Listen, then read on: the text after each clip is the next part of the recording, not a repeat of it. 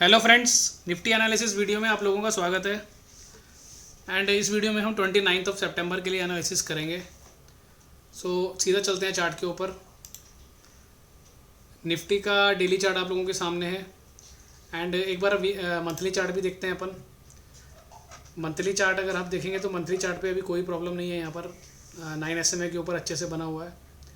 And weekly chart पे आएंगे तो वीकली चार्ट पे कंटिन्यू 2 वीक से हम रेड कैंडल बना रहे हैं। और पहली जो कैंडल बनी थी उसका फॉलो थ्रू भी इस कैंडल में आ रहा है।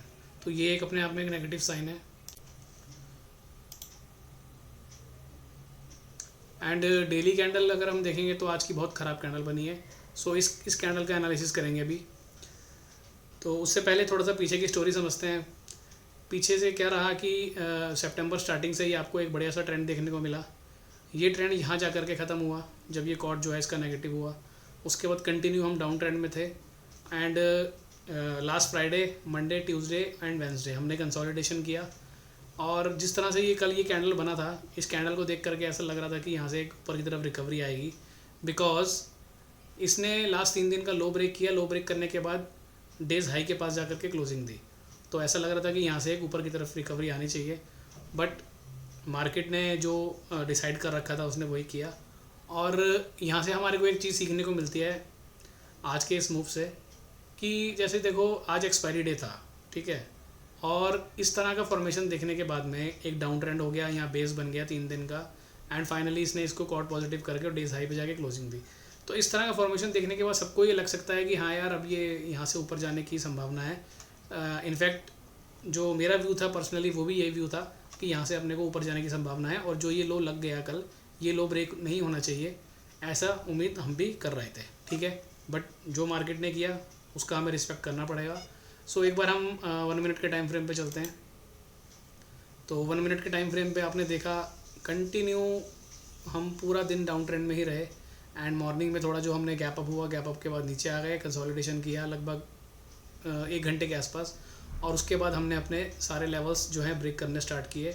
और जो लेवल्स आज आप लोगों को ग्रुप में दिए गए थे, रेसिस्टेंस और सपोर्ट लेवल जो होते हैं हमारे स्पेशल, तो वो सपोर्ट लेवल भी मॉर्निंग में ब्रेक हो गया था। तो और ये चीज़ हम पहले कई बार डिस्कस कर चुके हैं, ग्रुप में भी मैं मैसेज कर चुका हूँ, वीडियोज़ में भी बात हो रखी है कि जो भी इस तरह के लेवल्स होते हैं, अगर वो लेवल्स स्टार्टिंग में ही, मॉर्निंग में ही ब्रेक हो जाते हैं तो उसी तरफ एक ट्रेंडिंग डे रहने की संभावना रहती है। और वही हमने आज देख भी लिया।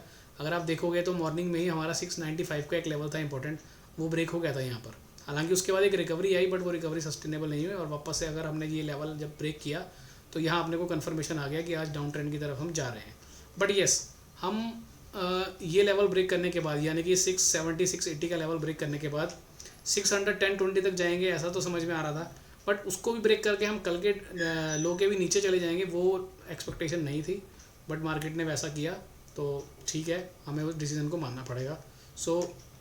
सारा दिन हमने देखा, हम 50 EMA के नीचे काम किए। एंड फाइनली क्लोजिंग हमारी उसके ऊपर आई है।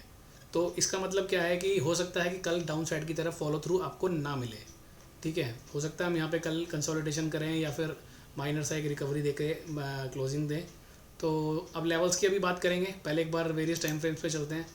3 मिनट पे आ गए, तो 3 मिनट के टाइम फ्रेम पे भी जैसा आपको देखने मिल रहा है, यहाँ पर भी हम वीक ही हैं।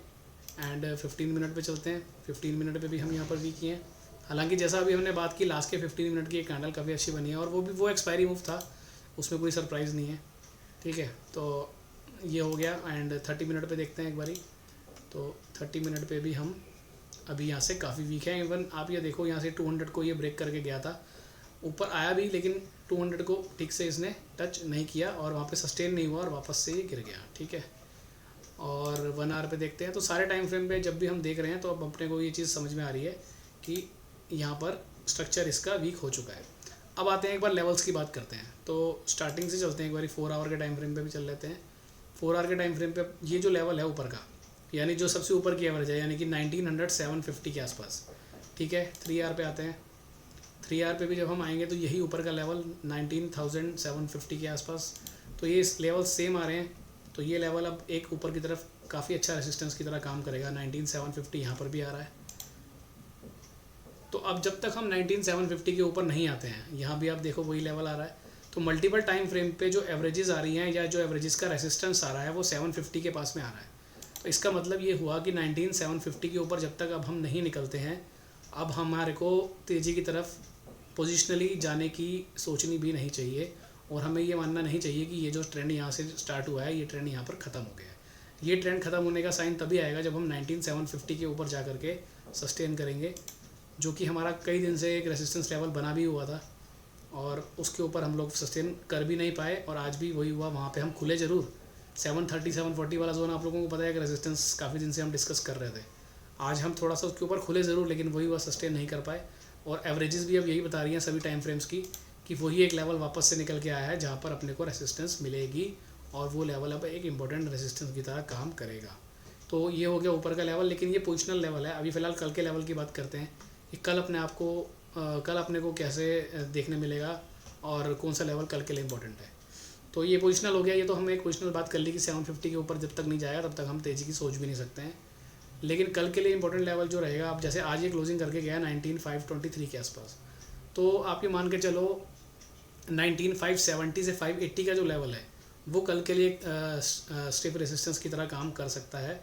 अगर वो लेवल ब्रेक होता है तो ही हमें इंट्राडे में कुछ तेज़ी की पोजीशन के बारे में सोचना चाहिए, अदरवाइज़ नहीं सोचना चाहिए। 19570 से लेकर 80 वाला जो 10-15 पॉइंट का ये जोन है, ये जोन रेसिस्टेंस बनेगा, और नीचे की तरफ जो सपोर्ट बनेगा वो बनेगा आपका 470 वाला एरिया। यानी जो आज का लो है 490, तो वहाँ से और 20 से 25 पॉइंट नीचे अगर जाते हैं तो वो लेवल एक सपोर्ट की तरह काम कर सकता है, 460 से लेकर 470 वाला एरिया। ये इंट्राडे लेवल्स की हमने बात करी है। एंड पोजिशनल जो हमने बात करी, वो नीचे की तरफ अब एक लेवल जो एक्चुअल सपोर्ट निकल के आ रहा है वो 19200 के पास है, और ऊपर का पोजिशनल रेसिस्टेंस जो बनेगा वो 750 बनेगा। तो ये दोनों तरह के लेवल्स मैंने आपको दे दिए, पोजिशनल वाले भी और इंट्राडे वाले भी। ठीक है जी। तो ये जोन है अभी बियरिश है, आज की कैंडल ये काफ़ी बियरिश है। हालांकि इसमें एक चीज़ हम देख सकते हैं, आज की जो ओपनिंग हुई थी हमारी 19750 और जो लो रहा हमारा 19492, तो ये काफ़ी बड़ा कैंडल ऑलरेडी आज बन गया है। तो हो सकता है, जैसा कि चार्ट देख करके समझ में आ रहा है, शायद आपको इसका कल फॉलो थ्रू ना मिले, और अगर कल वापस से हम 50 EMA के ऊपर क्लोज दे देते हैं विद ग्रीन कैंडल, तो फिर हम ये मान सकते हैं कि ये जो कैंडल बनी थी ये भी एक एक्सपायरी मूव था, या फिर ये एक धोखा बनाया गया है, ट्रैप बनाया गया है। तो इसका कंफर्मेशन अपने को कल की क्लोजिंग में आएगा। कल की क्लोजिंग अपने को 50 EMA के ऊपर चाहिए, वो भी विद ग्रीन कैंडल। अगर वो मिल जाती है तो फिर हम वापस एक ऊपर की तरफ जर्नी स्टार्ट करेंगे, जो कि 19750 तक हो सकती है, यानी यहाँ से लगभग 200 पॉइंट ऊपर।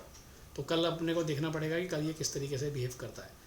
ठीक है। तो ये इंट्राडे लेवल्स हो गए, पोजिशनल लेवल्स हो गए, और आपका एक मोटा मोटा व्यू हो गया कि अभी अपने को व्यू कब चेंज करना है। तो कल का दिन काफ़ी इंपॉर्टेंट है, उसको हम ध्यान से देखेंगे। ठीक है जी। चलिए, तो ये वीडियो यहाँ ख़त्म करते हैं। एंड कुछ भी अगर चेंजेस लगेगा तो अपन ग्रुप में डिस्कस कर लेंगे और फिर आगे का डिस्कशन करेंगे। एंड जो टेक्निकल्स के फंडामेंटल्स वाली सीरीज़ चल रही है उसका थर्ड पार्ट आज आप लोगों ने देखा होगा, अपलोड किया है। सो कैसा लग रहा है वो सब आप प्लीज़ कमेंट करके बताइएगा। और उसके अलावा और ऐसा कोई एरिया हो टेक्निकल्स में जिसमें आपको प्रॉब्लम आ रही हो, जैसे कोई मान लो वॉल्यूम का एरिया है या किसी भी तरह का और एरिया, कोई ऐसा इंडिकेटर है जो आपको नहीं समझ में आ रहा है कि इसको यूज़ करना चाहिए नहीं करना चाहिए, तो इस तरह के अगर कोई आपके क्वेश्चंस हैं तो जैसा हमने पहले भी बोला था, आप ट्विटर पे क्वेश्चन पूछ सकते हो, आस्क प्रॉफिट्स एंड फ्लॉज मुझे टैग करके, एंड उसका रिप्लाई आपको मिलेगा। अगर रिप्लाई टेक्स्ट फॉर्म में दिया जा सकेगा तो टेक्स्ट फॉर्म में मिलेगा, अदरवाइज एक स्पेशल वीडियो बना करके आपके उस क्वेश्चन को हम जो है सॉल्व करने की कोशिश करेंगे। ठीक है जी। चलिए, okay, thank you, bye bye, मिलेंगे नेक्स्ट वीडियो में।